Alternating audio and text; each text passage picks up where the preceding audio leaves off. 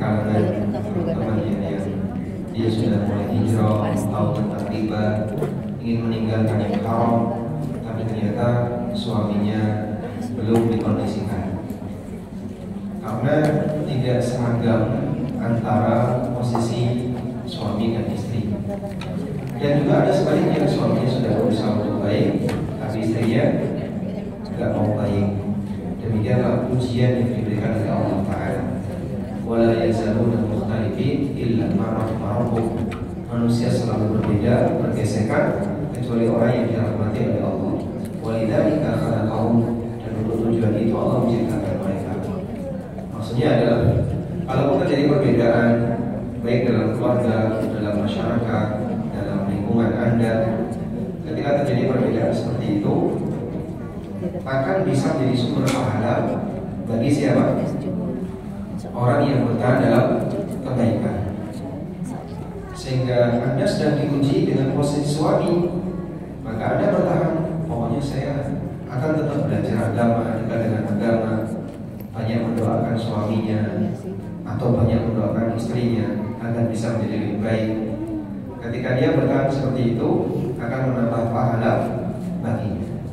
Sehingga adanya gesekan perbedaan akan menjadi sumber pahala bagi orang yang bertahan dalam kebaikan. Baik, selanjutnya, apa yang perlu dilakukan ketika suaminya demikian? Mungkin ibu tidak harus frontal untuk memberikan nasihat. Jadi pada posisi ini ya sudah disikapi biasa saja untuk sementara ya. Karena kalau kemudian dikasih nasihat, dia emosi. Sehingga barangkali Anda tidak harus frontal memberikan nasihat.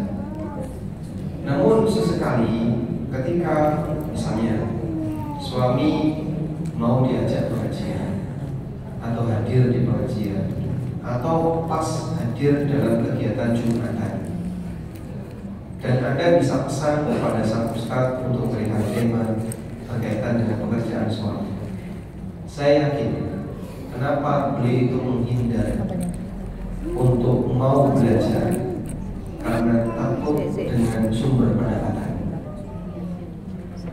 Sehingga orang itu ketika sudah dalam posisi ketakutan, dia didekati menghindar. Gitu kan? Takut dikritik, takut disalahkan, takut nanti dianggap nggak benar. Akhirnya apa? Dia akan pilih cari aman, menghindar. Nah, cara cari aman itu dengan emosi. Salah satu di antara cara untuk mencari aman adalah dengan emosi. Karena dia sendiri sudah tidak ada peluang untuk mempertahankan diri selain emosi. Itu kurang lebih kenapa mungkin dia susah untuk diberi masukan dan nasihat.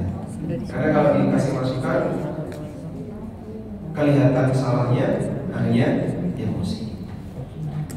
Nah, sebagai saran, ya mungkin biasa dibuat biasa saja.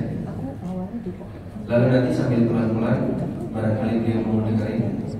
Ketertarikan bisa jadi tidak langsung diawali dari menjurus pada kesalahan, tapi diawali dari apa yang membuat beliau tertarik untuk dengerin.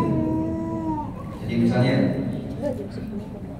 kalau langsung dikasih video misalnya tentang bahaya riba, kemudian ancaman riba, itu udah aneh duluan. Tapi kalau misalnya dikasih video tentang edukasi, masalah pendidikan, masalah parenting, kok beliau tertarik? Baik, Anda kasih video ini tentang parenting, tentang edukasi. Mau dengerin, mau dengerin. Dia dengerin. Lama-lama nanti ketika dia sudah punya simpati kepada pembicara, nah, mau menerima materi yang lain dari pembicara itu, sampai mudah-mudahan nanti lama-lama mau menerima materi tentang kemaksiatan yang sekarang sedang dia lalui. Jadi butuh ngomong seperti ini mungkin butuh waktu yang panjang. Kalau berhasil sampai terjadi perubahan, alhamdulillah Pak, sekarang sudah tobat, rajin ibadah, rajin ke masjid, mau dengerin kajian.